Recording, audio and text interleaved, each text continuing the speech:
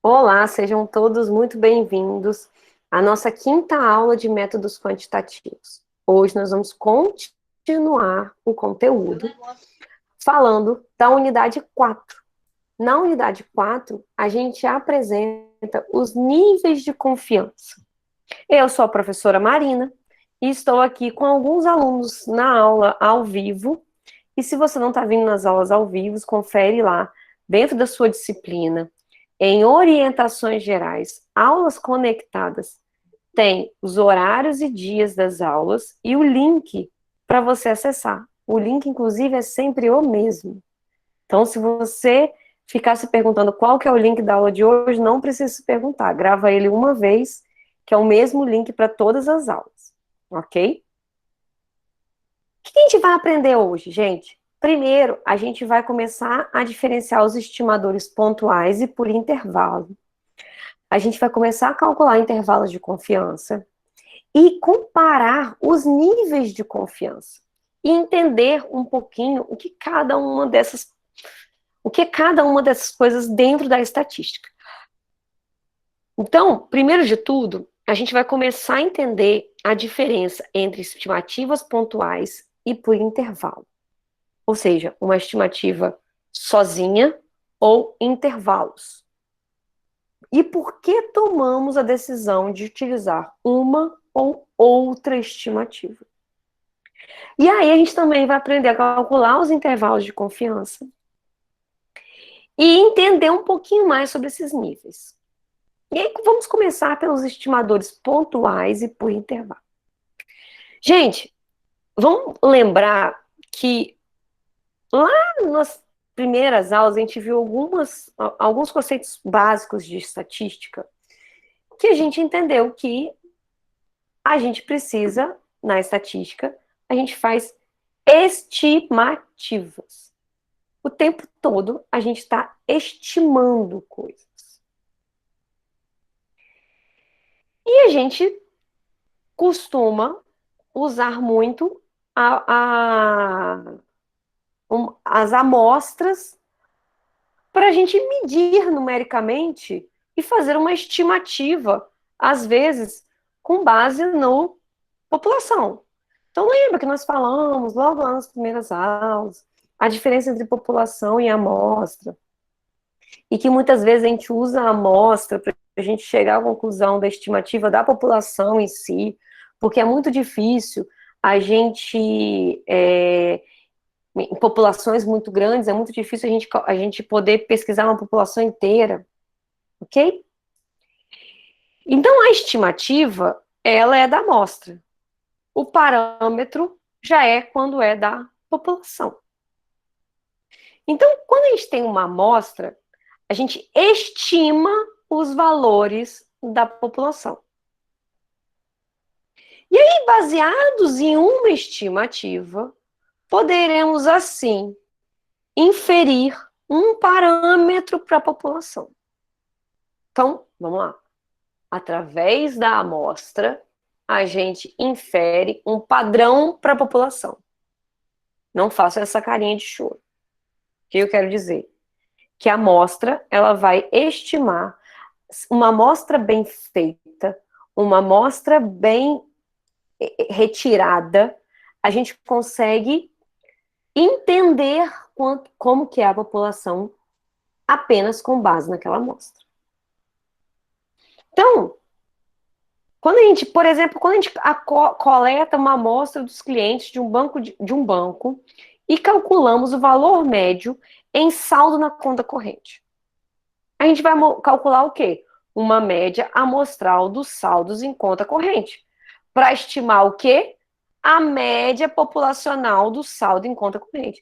A gente vai pegar uma amostra para estimar a população. Para criar um parâmetro para a população. E quando a gente está calculando uma média ou até uma proporção, né, com base em uma amostra específica, esses levantamentos amostrais obtêm-se valores. E aí, esses valores a gente chama de estimador pontual. Essa medida específica, ela é chamada assim porque a gente tem um único valor para representar a amostra. Então, é uma estimativa. E aqui, vocês tentarem entender o que eu estou falando. Uma coisa é a população, para todo mundo. E aí os parâmetros são média, a proporção e o desvio padrão. Quando eu vou para a amostra, e representado por letras gregas. Quando eu vou para a amostra, eu não represento isso mais em letra grega. Eu represento a média, a proporção e o desvio padrão em x barra, p e s. Eu não represento mais isso em letras gregas. Alguém está chamando a Nazaré aí? Eu chamei ela. Não façam essa cara.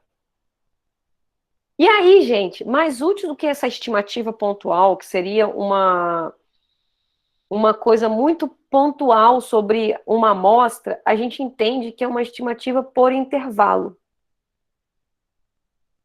O intervalo de confiança, inclusive, você começa a entender um pouco mais sobre probabilidade. E aí você consegue entender mais qual é a possibilidade relacionado ao parâmetro populacional. E aí vamos para o exemplo ainda do saldo bancário. Vamos voltar no exemplo. No exemplo da média do saldo bancário, ao invés de termos um único valor, teremos um intervalo de valores com margem de erro conhecida e que podemos ter a verdadeira média da população de clientes desse banco pesquisado. E aí, os intervalos de confiança para a média e a proporção, que a gente vai estudar aqui, primeiramente, a gente vai relembrar a fórmula de calcular essas estimativas. A média amostral é uma estimativa. Lembra da média? A média, que é esse x barra, é o somatório de todos os valores dividido pela quantidade de valores. E aí, eu peço que vocês prestem atenção em duas coisas. Uma, quando eu uso N, eu estou falando que são todos os números, a quantidade de números da amostra. Mas além de N, eu posso usar também o somatório de todas as frequências. Depende de como você está trabalhando isso. Então, cuidado, porque a gente fala muito em frequência. Eu estou falando isso, na verdade, porque eu dei uma aula ontem e todo mundo estava confundindo isso. Então, aqui, naquela fórmula, x é a média amostral. x1 é cada um dos elementos da amostra, que são as observações. E aí eu posso ter x1, que é igual a 3, x2, ou seja, observação 1 é igual a 3, observação 2 é igual a 5, observação 3 é igual a 6, ok? E n é o número de elementos da amostra. Já a proporção amostral, se calcula ela pela divisão do caso que você quer estudar pela quantidade de números. Então, por exemplo, eu quero entender quanto que x é o quê? É uma quantidade de casos favoráveis que a gente está estudando. P é o quê? É a proporção. E N é o quê? É o tamanho da amostra. Então, quando a gente está calculando uma estimativa por intervalo, além da gente considerar essa estimativa pontual, a gente também considera a margem de erro. E aí, para esse cálculo, a gente considera o coeficiente de confiança, que é o nível de confiança, que é representada através dessa curva ensino. Essa curva ensino se chama curva, pode ser a curva normal, ou a gente pode chamar isso simplesmente de intervalo de confiança para uma média. Essa seria a área de confiança, e essa seria a área que eu não confio. O que você quer dizer com isso, Marina? Se eu digo que esse espaço todo aqui dentro é igual a 1, ou seja, igual a 100%, se eu digo que todo esse espaço aqui é igual a 100%, é como se eu estivesse tirando as pontinhas. Por que eu vou tirar as pontinhas? porque é onde pode ter margem de erro. Por que vocês concordam que... O que significa isso daqui, tá, gente? Vamos ler isso daqui. Isso daqui são as observações, que elas estão alinhadas aqui, ordenadamente. E aqui é o eixo da frequência. Ou seja, eu tenho uma observação aqui que pode ser menos 95. Menos 95 tem uma frequência baixíssima. Mas o 2 que está aqui tem uma frequência altíssima. Então, o que eu estou fazendo? Eu, na verdade, eu estou tirando aqueles números que têm baixa frequência, ou seja, que tem baixa representatividade dentro da minha amostra. Para quê? Para ter um cálculo mais puro, para ter um cálculo mais fiel. Vocês lembram que toda vez que a gente vê toda vez que a gente vê uma pesquisa eleitoral, eles falam que o nível de confiança em tantos por cento? Por quê? Porque eles tiram as pontas. Essas pontas a gente tira justamente para diminuir o erro. E aí a gente calcula isso. Quando a gente foca nesses intervalos de confiança para estimar essa média e a proporção, para a gente calcular, a gente precisa do parâmetro estudado, que vai ser dado, e da tabela de distribuição normal, que também vai ser dado no exercício. E aí, para a gente encontrar esses valores padronizados do coeficiente de confiança escolhido, deseja primeiro que essa amostra tenha sido retirada de população que siga a distribuição normal. E aí, aqui é mais ou menos o que a gente vai calcular no Z. X é a média amostral, Z é o coeficiente de confiança, isso daqui é o desvio padrão que a gente calculou da aula passada, e N é o número de elementos da amostra. E aí vocês estão vendo que tem aqui no meio uma média, não é? Não é esse o símbolo da média quando a gente está representando a população? O que ele está dizendo aqui? Ele está dizendo que a média está no meio, ou seja, se eu estivesse lendo aqui isso daqui, eu estou com essa média no meio, eu quero entender quem está para o lado de cá e quem está para o lado de cá. É basicamente isso. Deixa só um minutinho que eu vou aceitar uma pessoa aqui na sala, tá tentando entrar. Mas a gente vai entender um pouquinho mais para frente.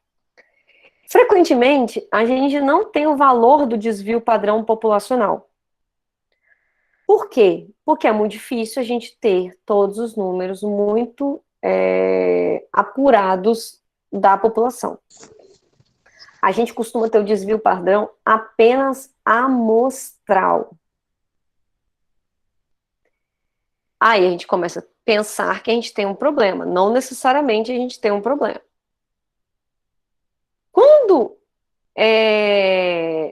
esse intervalo de confiança, quando a gente não conhece esse valor populacional, o intervalo de confiança, ele é muito importante. Ou seja, a galera tá chegando atrasada na aula, tá me interrompendo. Em situação em que a população é normal, ou seja, a população ela não tem, a padronagem dela é normal, mas o desvio da população é desconhecido, a gente não usa distribuição normal, a gente usa uma outra distribuição que a gente chama de t-student. E aí a gente vai mostrar aqui na próxima figura. Vocês estão vendo aqui, eu tenho duas linhas. Uma é a t-student e a outra é a normal padrão. É basicamente a mesma coisa. A única diferença é a fórmula de calcular. A gente está aprendendo tanto a normal padrão quanto a t-student. Se você quiser complementar esse conteúdo dessa aula de hoje, eu vou deixar depois lá no link do YouTube uma aula que eu acabei de dar para uma galera de O Empreendedor e a Estatística, que eu falei só de curva normal. Só falei de curva normal. Então, dá para complementar a minha aula de hoje aqui com a aula gravada da galera do Empreendedor e a Estatística, para vocês tentarem entender. E aí eu entro, por último, nos níveis de confiança.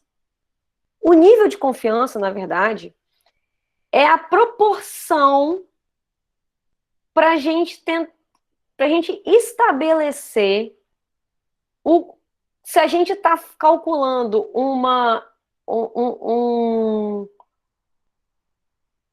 se a gente está calculando uma probabilidade mais provável ou menos provável. O que eu quero dizer com isso? A gente vai chegar em níveis de confiança 90, 95 e 99. 90, eu estou eliminando 10%, 95, eu estou eliminando 5%, 99, eu estou eliminando 1%. Mas lembra, só uma coisa, atenção numa coisa aqui para mim, que vocês têm que ter essa mente aberta quando vocês forem estudar isso. Se eu estou falando que essa curva normal, essa curva T-Student, ela equivale a colocar tudo ali dentro como se fosse 100%, não é? Não é isso que nós estamos falando? Você não está colocando tudo dentro de uma base de 100%, você não está colocando tudo ali. Eu não estou representando tudo que eu tenho na minha amostra ali dentro. Então, se eu vou tirar, se isso é uma curva que tem duas pontas, e eu vou tirar, por exemplo, 95%, eu vou tirar 2,5% de um lado e 2,5% de outro, claro. Por quê? Eu estou tirando 5%. 5% é 2,5% para um lado, 2,5% para o outro. Porque lembra? Ela é uma curva de sino que tem metade para um lado, metade para o outro. Então, quando a gente olha aqui os níveis de confiança, são os 3 níveis de confiança mais utilizados, que é 90%, 95% e 99%. Quando eu vou usar o 99, ele é, vamos dizer assim, você está confiando muito mais na sua amostra do que as outras pessoas. É muito mais confiável, você tem um nível maior de confiança. É a mesma coisa quando a gente fala lá na pesquisa eleitoral, margem de erro, lembra? Com uma margem de erro de tantos por cento, traz aquela história da pesquisa eleitoral da margem de erro para a gente trazer aqui agora para o nosso nível de confiança. É como se a gente estivesse falando a mesma coisa. Eu estou tirando alguns elementos da minha amostra para não sujar a minha amostra. Porque, volta no sino, deixa eu voltar lá no sino, pra vocês entenderem isso aqui melhor. Volta aqui no sino. Tudo isso daqui representa 100%, ou 1, ok, gente? Muitas vezes vocês vão ler que equivale a 1. 1 é a mesma coisa que equivaler a 100%, ok? Equivale a 1, a proporção de 1 inteiro, tá? Quando eu corto ele no meio, eu tenho o quê? 50% para um lado, 50% para o outro.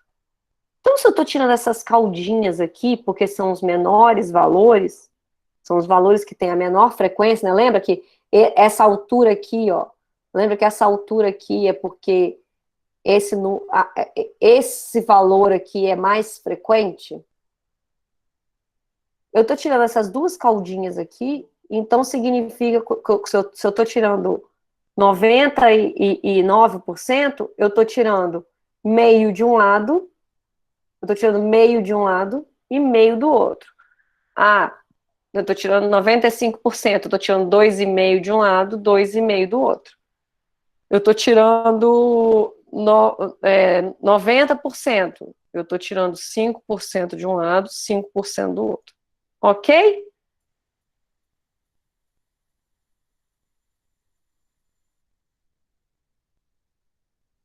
E aí a gente entra nos graus de liberdade, que é o quê? Esse valor, a gente vai estudar, quando a gente vai na distribuição T lá, quando a gente for fazer o cálculo da distribuição T, eles vão pedir os graus de liberdade. Os graus de liberdade nada mais é do que o número de observações da amostra menos 1. Simples assim. Eu sei que é difícil pacas, mas vocês conseguem. Eu vou indicar vários vídeos complementares, materiais complementares, e eu vou ficar com a galera aqui do ao vivo para falar alguma coisa com eles sobre os exercícios. Com vocês que estão aqui no gravado, agradeço a sua audiência.